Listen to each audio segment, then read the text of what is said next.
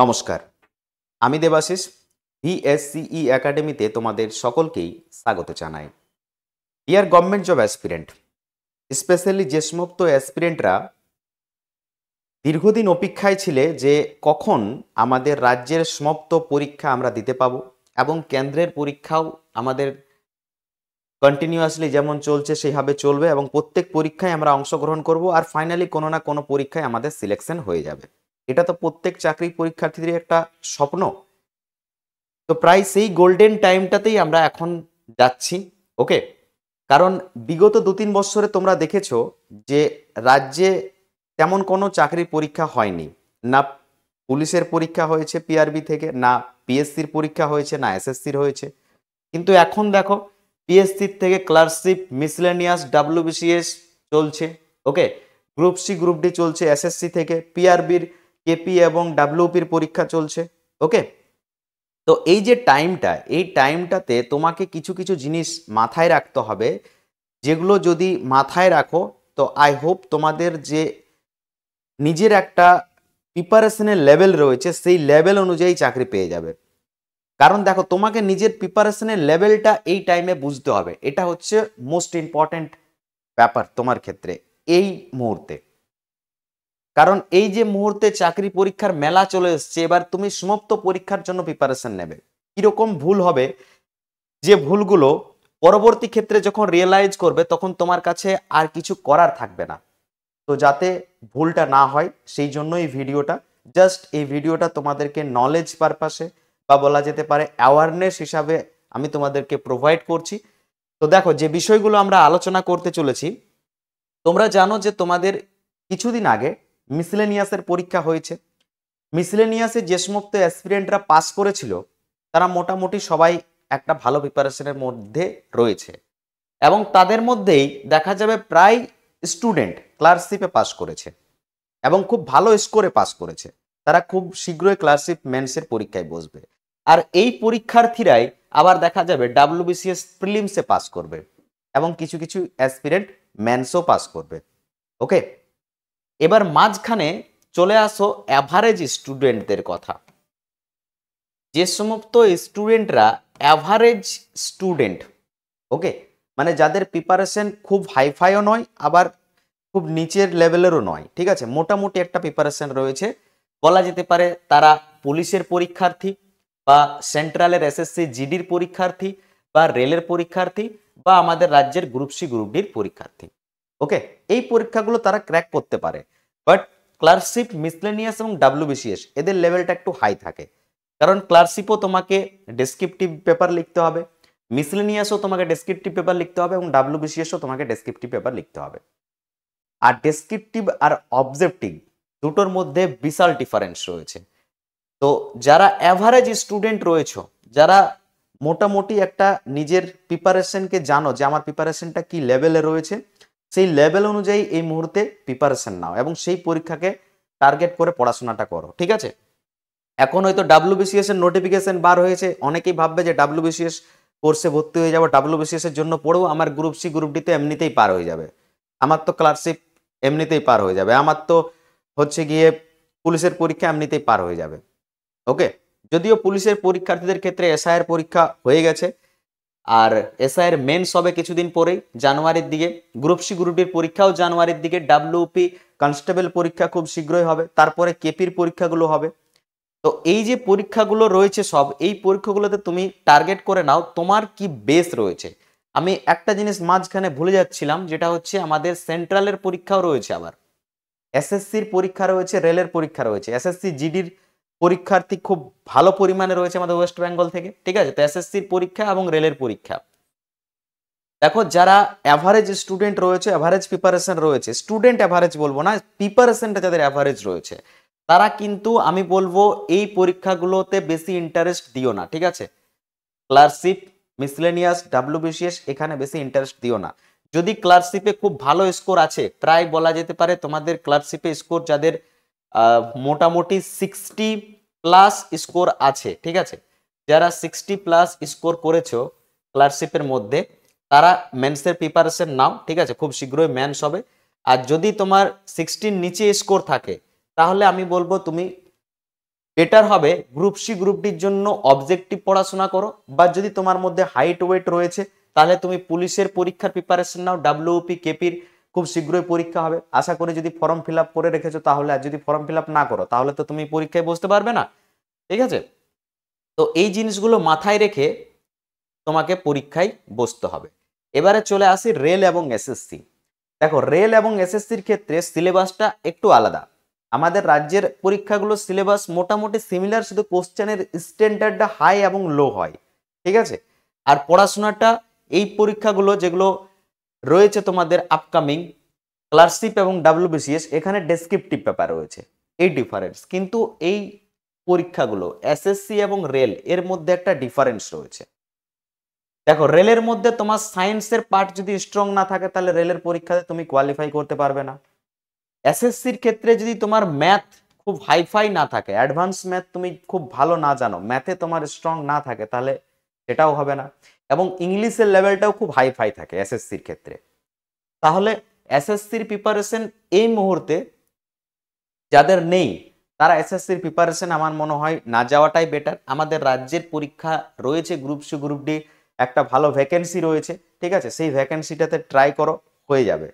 আর যাদের height weight রয়েছে তাদের জন্য বলবো কেপি কনস্টেবলের এসআই এর পরীক্ষা রয়েছে এবং ডাব্লিউপি কনস্টেবলের পরীক্ষা রয়েছে, তোমরা এটার উপর জি জান লাগিয়ে দাও, হয়ে যাবে। ওকে, আর তারপর যদি না হয় তো তোমাদের ওই প্রিপারেশনটাতেই মোটামুটি এসএসসি জিডির পরীক্ষাটা হয়ে যাবে। যদিও জিডির লেভেলটা একটু হাই থাকে, তবু মোটামুটি ম্যাথের লেভেলটা তোমরা টাচ করে যাবে, ঠিক আছে। আর হচ্ছে গিয়ে একটু তোমাদেরকে যে জায়গাতে কাজ করতে হবে সেটা হচ্ছে ইংরেজি এবং জিকের জন্য কাজ করতে হবে। ক্লিয়ার? এবারে তাহলে বিষয়টা হচ্ছে যে আপনি স্যার বললেন কি ভুল করব আর কি ভুল করলে আমাদের চাকরি চলে যেতে পারে, ঠিক আছে, সেটা কি আমাদের ক্ষেত্রে এই মুহূর্তে কোনটা রাইট ডিসিশন হবে এবং কোনটা রং ডিসিশন হবে, ঠিক আছে। রাইট এবং রং এই দুটোর মধ্যে ডিফারেন্সটা আমাকে বুঝতে হবে, ঠিক আছে। দেখো, আমি বলছি সেই সমস্ত স্টুডেন্টরা যারা একটা বেসিক ফাউন্ডেশন তৈরি করে নিয়েছো, ঠিক আছে, বেসিক ফাউন্ডেশন তৈরি করে নিয়েছো চাকরি পরীক্ষার জন্য, খুব হাইফাই ফাউন্ডেশন নয়, বেসিক ফাউন্ডেশন তৈরি করেছো, এবং যাদের মোটামুটি একবার সিলেবাস রিভিশন করা হয়েছে, ওকে, একবার সিলেবাস রিভিশন করা হয়েছে মোটামুটি মক সেটের মধ্যে, ঠিক আছে, মক সেটের মধ্যে অন এন অ্যাভারেজ প্রায় 50 থেকে 60 স্কোর হচ্ছে। এটা হচ্ছে তোমার, আমি কাদের কথা বলছি, যারা অ্যাভারেজ স্টুডেন্ট রয়েছে, ঠিক আছে, যারা বললাম যে যাদের এই বেসিক ফাউন্ডেশনটা হয়েছে, ঠিক আছে, একটা বেসিক ফাউন্ডেশন, খুব হাইফাই ফাউন্ডেশনের কথা বলছি না, ঠিক আছে। তারা কি করবে, তারা যে রং কাজগুলো করবে না, সেটা হচ্ছে গিয়ে আমি বলবো তোমরা কখনোই ডাব্লিউবিসিএস এ ফোকাস করতে এই মুহূর্তে মানে যাবে না। কারণ কি, কারণ ডাব্লিউবিসিএস এর পরীক্ষা তোমাদের হতে চলেছে মার্চের মধ্যে। এবারে তুমি যদি ভাবো যে এখন ডাব্লিউবিসিএস এর জন্য আমি পড়ে নিয়ে মার্চের মধ্যে প্রিলি পাস করে যাব এবং কিছুদিন পরে ম্যানস পাস করে যাব, তো আমার মনে হয় সেটা তোমার কাছে ডিসিশনটা ঠিকঠাক হবে না। দেন যদি তোমার মধ্যে সেই লেভেলের কনফিডেন্স থাকে, তোমার প্রিপারেশন সেই লেভেলের থাকে, দেন গো ফর ইট, ঠিক আছে। বাট আমার যেটা সাজেশন, সেই সাজেশনটা আমি তোমাকে বলছি, এবং কেন বলছি তোমাকে সাজেশনটা সেটার পেছনে আমি কারণটাও তোমাকে দেখিয়ে দিচ্ছি, ঠিক আছে। যাদের মোটামুটি একটা রিভিশন হয়ে রয়েছে, ঠিক আছে, তারা কেউ এই পরীক্ষাগুলোতে যেও না। এবং দেখো, যাদের মোটামুটি অবজেক্টিভ একটা ফাউন্ডেশন হয়েছে, তাদের স্কোর যদি ক্লার্কশিপের পরীক্ষাতে প্রায় 90,000 পরীক্ষার্থী পাস করেছে, ঠিক আছে, ক্লার্কশিপের পরীক্ষাতে প্রায় 90,000 পরীক্ষার্থী হচ্ছে গিয়ে পাস করেছে। এই 90,000 পরীক্ষার্থীর মধ্যে যদি তোমার নাম থাকে আর তোমার স্কোর যদি 60+ না থাকে, তাহলেও আমি বলবো তুমি এই জায়গাতে এসো না, তোমার ডিসিশনটা রং হয়ে যাবে। কারণ অনেক স্টুডেন্ট রয়েছে যাদের স্কোর এই 50 থেকে 55-র মধ্যে রয়েছে, আর যাদের স্কোর এর মধ্যে রয়েছে 50 এবং 55-র মধ্যে, তারা যদি চলে আসে, ঠিক আছে, ক্লার্কশিপ মেন্সের জন্য, আর যদি লেখায় দেখো এক্সেপশনাল কিছু হবে এই কারণে, কারণ ক্লার্কশিপে বিশেষ করে যারা সাহিত্যিকের স্টুডেন্ট রয়েছে, ঠিক আছে, লিটারেচারের স্টুডেন্ট রয়েছে, ইংরেজি বা বাংলার, তাদের ক্ষেত্রে আলাদা ব্যাপার। তারা হয়তো ডেসক্রিপটিভে ভালো রেজাল্ট করতে পারে, কিন্তু যদি তোমার সাহিত্যের নলেজ না থাকে, ঠিক আছে, লেখার দক্ষতা না থাকে আর এবং স্কোর থাকে তোমার 50 থেকে 55, তাহলে আমি বলবো তুমি ক্লাসশিপ ভুলে গিয়ে যে কাজটা করবে সেটা হচ্ছে গ্রুপ সি গ্রুপ ডির জন্য প্রিপারেশনটা নিয়ে নাও, ঠিক আছে। আর মক সেটে যদি স্কোর তোমার 50 থেকে 60 আসছে, তাহলে তোমাকে যেটা করতে হবে, এই যে টাইমটা রয়েছে 3 মাস, এই 3 মাসে তোমাকে খুব ভালোভাবে সিলেবাসটাকে আরেকবার রিভিশন করতে হবে, কারণ তোমার একটা বেসিক ফাউন্ডেশন এখানে রয়েছে, মোটামুটি এটাকে তোমাকে রিভিশন করতে হবে।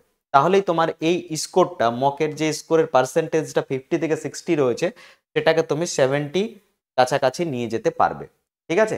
তাহলে তোমাকে রিভিশনটা একবার খুব ভালোভাবে করে নিতে হবে। এটা হচ্ছে অ্যাভারেজ স্টুডেন্টদের জন্য আমি কথাটা বললাম, ঠিক আছে। তোমরা এখন আরেকটা জায়গাতে ফোকাস করবে না, সেটা হচ্ছে সেন্ট্রালের আরআরবি এবং এসএসসি, এই দুটোতেই ফোকাস করো না, ঠিক আছে।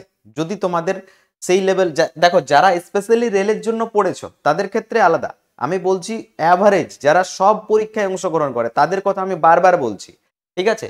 এই ভিডিওটা আমি স্পেশালি তাদের জন্য বানাচ্ছি যারা সব পরীক্ষায় অংশগ্রহণ করছে, বা যাদের এই কম্পিটিটিভ ফিল্ডে একটা বেশি টাইম হয়নি, নির্দিষ্ট একটা টাইম হয়েছে, 6 মাস কি বছর দিনের প্রিপারেশন নিয়েছে, তাদের কথা। কিছু অ্যাসপিরেন্ট থাকে যারা ডেডিকেটেডলি রেলের জন্য পড়াশোনা করে, তারা ইংলিশ সম্পর্কে অতটা জানে না, ঠিক আছে, তাদের পড়াশোনা সায়েন্স নিয়ে, তাদের পড়াশোনা হচ্ছে আরআরবি বেস। তো তাদের ক্ষেত্রে আমি কখনোই বলবো না যে আরআরবি পরীক্ষায় তোমরা বসো না, তোমরা রাজ্যের গ্রুপ সি গ্রুপ ডি পরীক্ষায় বসো, ঠিক আছে।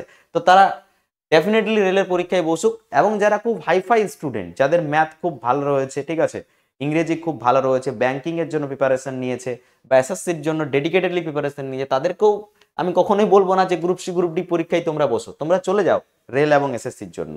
কিন্তু অন এন অ্যাভারেজ যে স্টুডেন্টগুলো ম্যাক্সিমাম পরীক্ষায় অংশগ্রহণ করে তাদের কথা আমি এখানে বলছি। ক্লিয়ার? আচ্ছা, এই হচ্ছে আমাদের বিষয়, এই ভুলটা করো না, এটা মাথায় রাখবে।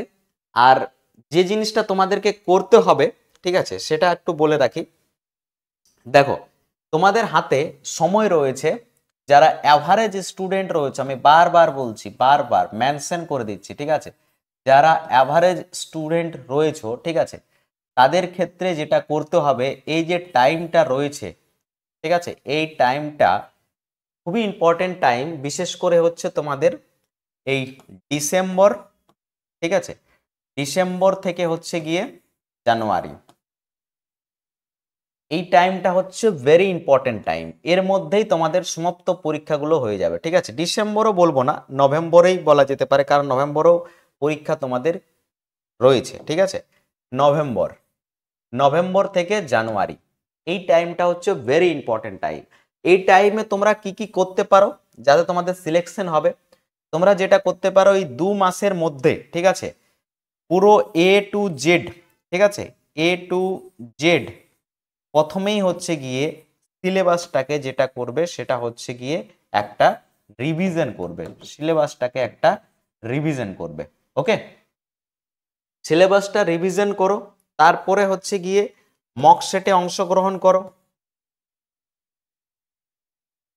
আর এই টাইমটাতে সব থেকে বেশি যেটা ইম্পর্টেন্ট সেটা হচ্ছে, দেখো এই টাইমটা প্রচুর ছুটির টাইম, বিশেষ করে ডিসেম্বর, ওই যে তোমাদের 25 ডিসেম্বর থেকে ক্রিসমাসের ছুটি পড়বে, তারপরে 1 জানুয়ারি সেলিব্রেশন, এইভাবে প্রায় একটা টাইম চলে যায়, আর মাঝখানে চলে আসে আবার সরস্বতী পূজা, ঠিক আছে। তো এই টাইমটা খুব, মানে কি বলবো, গুরুত্বপূর্ণ টাইম প্রত্যেক পরীক্ষার্থীর ক্ষেত্রে। তাহলে এই টাইমটাকে চেষ্টা করো খুব ভালোভাবে ইউটিলাইজ করার, যাতে করে তোমার মোটামুটি সিলেকশন হয়ে যায়। কারণ প্রায় যা পরীক্ষা হওয়ার আমাদের রাজ্যের, ওয়েস্ট বেঙ্গলের যে সমস্ত পরীক্ষা হওয়ার কথা, সেগুলো সব মোটামুটি আমাদের বলা যেতে পারে এপ্রিলের মধ্যে কমপ্লিট হয়ে যাবে, সবগুলো প্রায় এপ্রিলের মধ্যে কমপ্লিট হয়ে যাবে, ঠিক আছে। এপ্রিলের বেশি সময় কিন্তু যাবে না, কারণ মেয়ের কাছাকাছিগুলোতে প্রায় এপ্রিল মে থেকেই ভোট হয়ে যাবে। তো ভোটের সময় তো আর পরীক্ষা হবে না, তাহলে তার আগেই সব খেলা শেষ হয়ে যাবে। তো এই টাইমটার মধ্যে যা কিছু করার করে নাও। দেন যদি তোমার মনে হয় যে কোনো জায়গাতে কোনো কমি রয়েছে, কোনো ক্লাসের প্রয়োজন, কোনো কিছু নোটসের প্রয়োজন, ঠিক আছে? তো সেগুলো তোমরা কমেন্ট বক্সে জানাবে, সেগুলো আমরা চেষ্টা করব তোমাদেরকে প্রোভাইড করানোর, ঠিক আছে? তো এই বিষয়গুলোই ছিল আজকে আলোচনা করার। আশা করি তোমাদেরকে যে বিষয়টা বললাম সেটার সাথে তোমরা এগ্রি হবে, এবং আমার সাথে এগ্রি হওয়ার সাথে সাথে যে বিষয়টা তোমাদেরকে বোঝানোর চেষ্টা করলাম সে বিষয়টা আশা করি বুঝতে পেরেছো, এবং তোমাদের মনে হয়েছে যে হ্যাঁ, এটা সত্যি একটা গুরুত্বপূর্ণ বিষয়, যেটা আমাদের হয়তো অজান্তেই ভুল হয়ে যেত, বা আমরা ওই যে সমাপ্ত একটা, দেখো সবারই আবেগ থাকে, ঠিক আছে? এতদিন পরীক্ষা হয়নি, এবার হঠাৎ এতগুলো পরীক্ষা চলে আসছে, তো আবেগ ডেফিনেটলি সবার মধ্যে রয়েছে, ঠিক আছে? সবাই চাইবে যে সব পরীক্ষায় অংশগ্রহণ করবো, কোনো না কোনো একটা পরীক্ষায় হয়ে যাবে। আমি অংশগ্রহণ করতে কোনো জায়গাতে বাদ দিচ্ছি না কাউকে, ঠিক আছে, বা বলছি না তুমি অংশগ্রহণ করো না বলে। তুমি ফর্ম ফিল আপ করতেই পারো, প্রত্যেক পরীক্ষায় ফর্ম ফিল আপ করো, যতগুলো পরীক্ষা এখানে রয়েছে, কিন্তু তুমি ডেডিকেটেডলি একটু পড়াশোনা করো তোমার লেভেল অনুযায়ী। তোমার লেভেলটাকে তুমি খুব ভালোভাবে জানো। তুমি সায়েন্সে স্ট্রং, তুমি জিকেতে স্ট্রং, তুমি রিজনিংয়ে স্ট্রং, তুমি ম্যাথে স্ট্রং, তুমি এটা খুব ভালোভাবে জানো। তো তুমি যে বিষয়ে স্ট্রং রয়েছো সেই বিষয়টাকে টার্গেট করে, সেই এক্সামটাকে ভাবনা চিন্তা করে, তার সিলেবাস অ্যানালাইসিস করে, তার PYQ দেখে দেন গো ফর ইট, ঠিক আছে? আর যদি তুমি ওই মানে আচমকাই চলে আসো যে হ্যাঁ আমি এটাও ক্র্যাক করে দেবো, আমি ওটাও ক্র্যাক করে দেবো, এই পরীক্ষাটা আসছে তাহলে দুদিন এ সিলেবাসটা পড়ে নিই, ওই পরীক্ষাটা আসছে তাহলে দুদিন ওই সিলেবাসটা পড়ে নিই, ওইরকম করলে কিন্তু চাপ আছে, ঠিক আছে? সবারই মোটামুটি সিমিলার সিলেবাস, ঠিক আছে?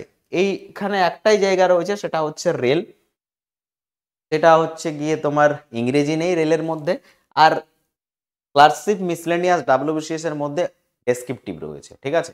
এই হচ্ছে ব্যাপার, ডিফারেন্স এটাই। ওকে, তো চলো, বিষয়গুলো আশা করি ক্লিয়ার হয়েছে। তোমরা আমার সাথে কতটা সহমত, ইনফরমেশনটা কতটা নলেজেবল, হেল্পফুল মনে হয়েছে, প্লিজ কমেন্টে জানাবে। দেখা হচ্ছে তাহলে নেক্সট সেশনে, ততক্ষণ ভালো থেকো, সুস্থ থেকো, নিজের খেয়াল রেখো, সর্বদা মোটিভেট থেকো। জয় হিন্দ, বন্দে মাতরম।